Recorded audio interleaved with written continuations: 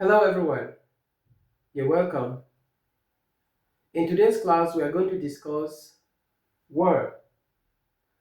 Word is the grammatical unit that is higher than a morpheme. You can put together morpheme to produce a word. Don't forget, we've been discussing grammatical units and we started with morpheme, which is the smallest grammatical unit or grammatical structure. And that is followed by word.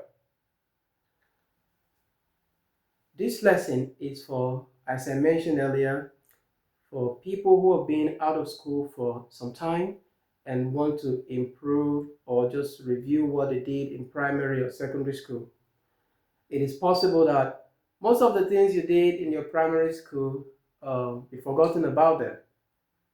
And then for school students, those in primary, secondary school, who are studying English language as a subject, there's a lot of information here that will benefit you as well. I've experienced in the course of tutoring people, especially those who seek for national or international examination, that um, we've forgotten a lot about the things we learned in primary and secondary school. And that, of course, is the foundation of your language skills, English language in particular.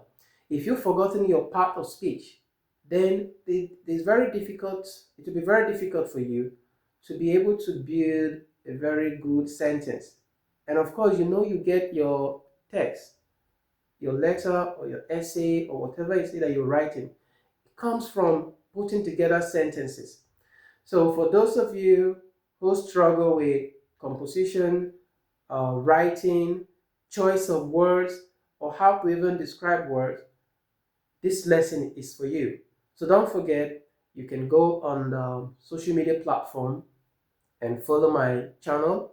You share the content as well because it benefits others. And this is basically for educational purposes. You must not be an English language student to learn about the basic elements of English grammar. As long as you speak, read, and write in English, this is going to benefit you a lot. And if you follow the lessons, very well, I started with morpheme, and today we're going to discuss word. From word, we move on to phrases, clauses, and then sentences. That will give you a better understanding of how the grammatical units work. So, what is a word? We use words a lot. Right now, I'm producing different words.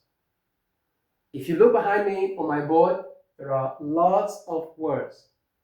But have you ever thought about it? If anyone should walk up to you now and ask you to define a word, what will you say? Of course, it's not your fault. Sometimes some of those things that are very obvious or common around us are just the most difficult things to explain. So I've decided to get a good definition of a word from an English language dictionary. Let's see what the dictionary has to say about word.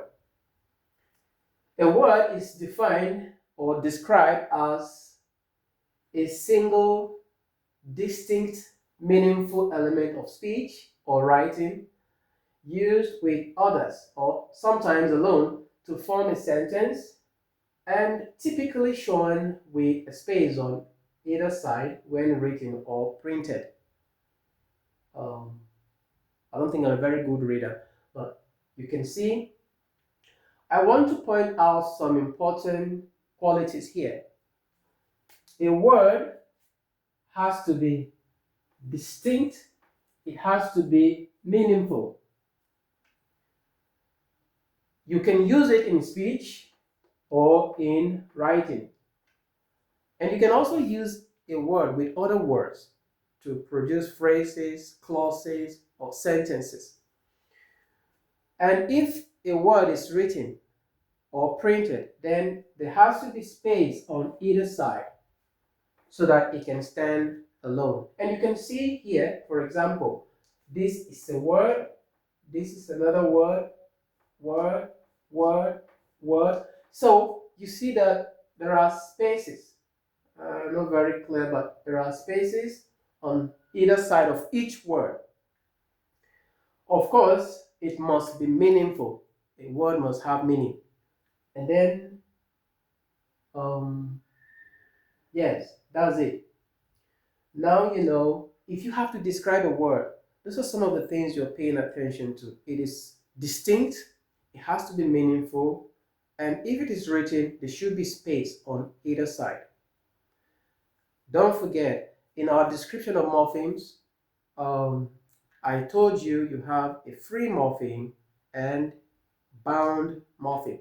You can put together two free morphemes to produce one word, or you can put a bound morpheme to a free morpheme to produce a word.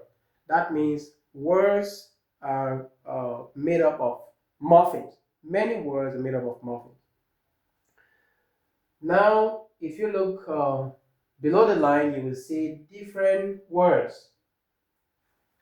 Keyboard, for example, is a word and it's made up of two free morphemes.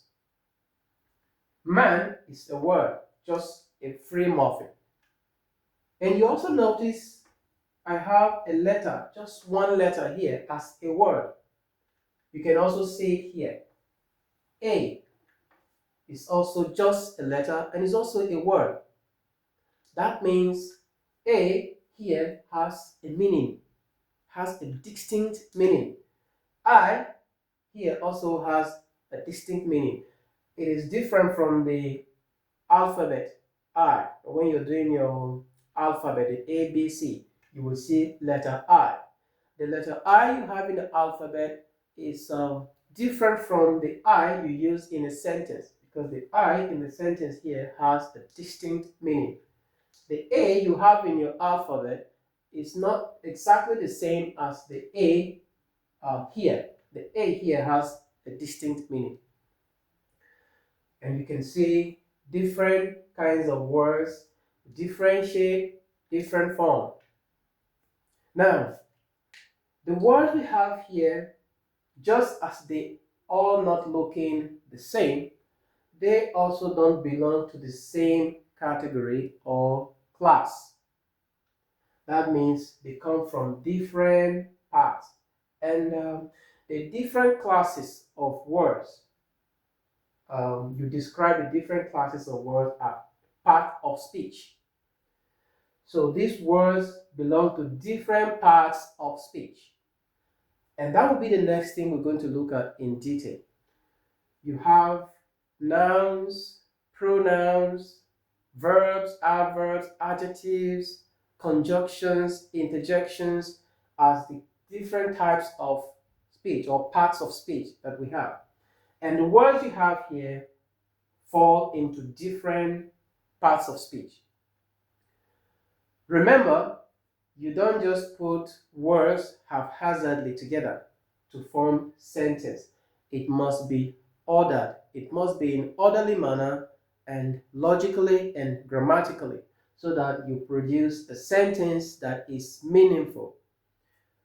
As we have the words here, they don't make much sense. You can't just put them together. For example, I can't just take this line here and call it a sentence. It's not going to make much sense because most of the words here are not orderly or grammatically arranged. So it won't produce a meaning. If you want to put words together to produce a sentence or a phrase or a clause so that it makes sense or meaning, it has to be ordered in a logical and grammatical way. In our next lesson, we're going to look at the different parts of speech in detail. So we know what nouns are, what verbs are, what pronouns are, and what adjectives are, and how you can put together these different parts of speech to produce one whole meaningful sentence.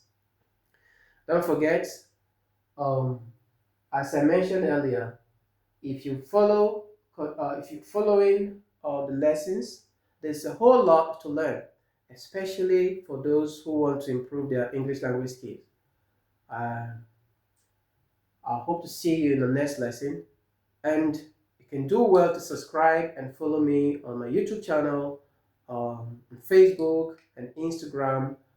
That would just be an encouragement for me to keep producing content like this. And I hope you learn one or two things from this. Now you know what a word is and the different kinds of words you have. If you're going to write an essay or a letter or whatever it is you're going to write, then you will know how to organize your words. You don't write all the words together. There has to be space, um, and then you have to choose your words carefully, put them together in a logical and grammatical way before you produce a sentence. Thank you.